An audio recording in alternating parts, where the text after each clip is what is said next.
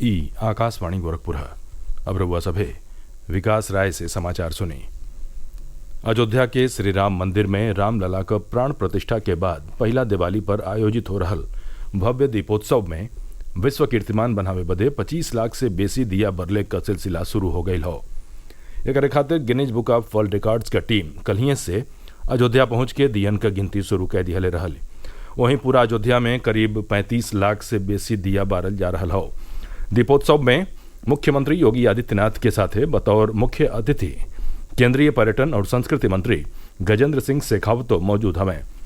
इससे पहले आज दोपहरिया में 4 किलोमीटर ले शोभा जतरा निकालल गईल, जेमे कलाकारन क कई गो दल रामायण के विविध प्रसंगन क मंचन कैलस।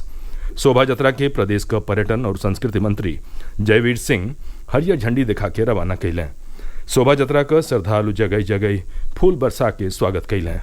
अयोध्या के दीपोत्सव का 8वां संस्करण भी राम भक्तों के लिए अविस्मरणीय हो गया है। दीपोत्सव की शुरुआत शोभा यात्रा की 18 झांकियों से हुई, जिसने रामायण के 7 अध्याय को जीवंत करके समाज को समरसता, नारी सम्मान, मित्रता, शिक्षा और भाई भाई के प्रेम का अनूठा संदेश दिया। साथ ही देश के कोने कोने से आए कलाकारों ने अपनी परंपरा से सांस्कृतिक प्रस्तुति करके देश की अनेकता में एकता को स्थापित किया। इसके बाद संपन्न हुआ राम राज्याभिषेक धर्म जगत के लिए अनूठा कार्यक्रम रहा, जिसमें मुख्यमंत्री योगी आदित्यनाथ, केंद्रीय मंत्री गजेंद्र सिंह शेखावत के साथ ही प्रदेश के मंत्रिमंडल के कई सदस्यों ने मिलकर राम रथ को रास्ते से खींचकर कार्यक्रम स्थल पहुंचाया और वशिष्ठ की भूमिका निभाकर मुख्यमंत्री योगी आदित्यनाथ ने राजा राम के माथे पर तिलक लगाकर रस्म संपन्न किया। अब से कुछ देर बाद दीप प्रज्वलन और सरयू आरती का एक नया कीर्तिमान भी स्थापित हो जाएगा। तन्मय सोनी, आकाशवाणी समाचार, अयोध्या।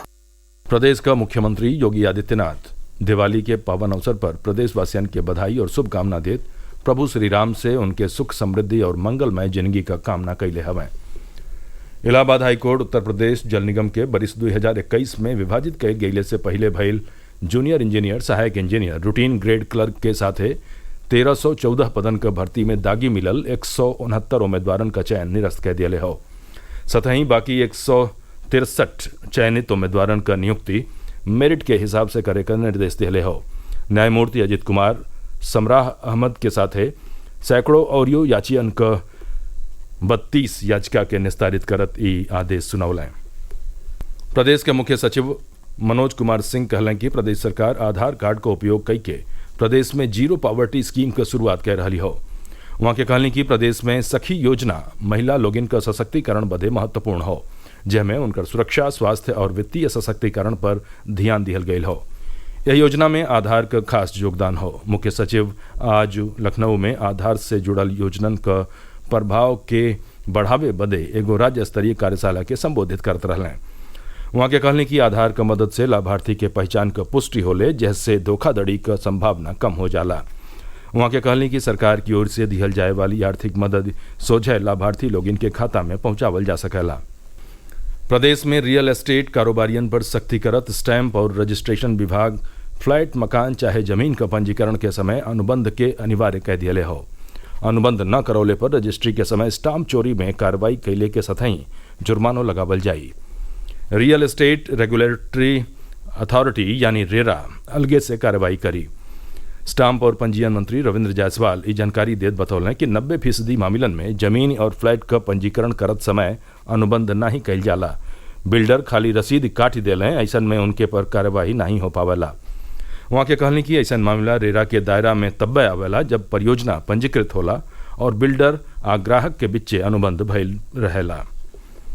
नीट यूपी 2024 के तहत चौथा फेरा में MBBS और BDS कोर्स में आवंटित सीटिन पर आज उससे अभ्यर्थियन का दाखिला शुरू हो गई, जवन 5 नवंबर ले चलत रही। यह फेरा में सीट छोड़े वाले अभ्यर्थियन के अगला बरिस खातिर प्रतिबंधित कैल जाई। ये अभ्यर्थी बरिस 2025-26 के MBBS और BDS कोर्स का प्रवेश काउंसलिंग में हिस्सा ना ही ले सकी हैं। यूपी बोर्ड का हाई स्कूल और इंटरमीडिएट का परीक्षा में ड्यूटी करे वाले शिक्षकन और शिक्षणेतर कर्मचारियन के अब पहले से बेसी पारिश्रमिक मिली। हाई स्कूल का एक कापी जचले पर शिक्षकन के अबहिन ले 11 रुपया दिहल जात रहे, अब उन्हें 14 रुपया मिली। वहीं इंटरमीडिएट का एक कापी जचले पर 13 रुपया के जगह पर 15 रुपया दिहल जाई। बरिस 2019 के बाद कापी जचले का पारिश्रमिक में ई बढ़ोतरी कैल गेल हो। अगला बरिस फरवरी चाहे मार्च में होखे वाला यूपी बोर्ड के परीक्षा में कुल 54,38,000 विद्यार्थी शामिल हुई हैं। विशेष सचिव माध्यमिक आलोक कुमार की ओर से जारी आदेश के हिसाब से कक्ष निरीक्षक का ड्यूटी कैले पर अब शिक्षकन के रोजाना 96 रुपया की जगह पर 100 रुपया मिली। समाचार पूरा भइल। नमस्कार।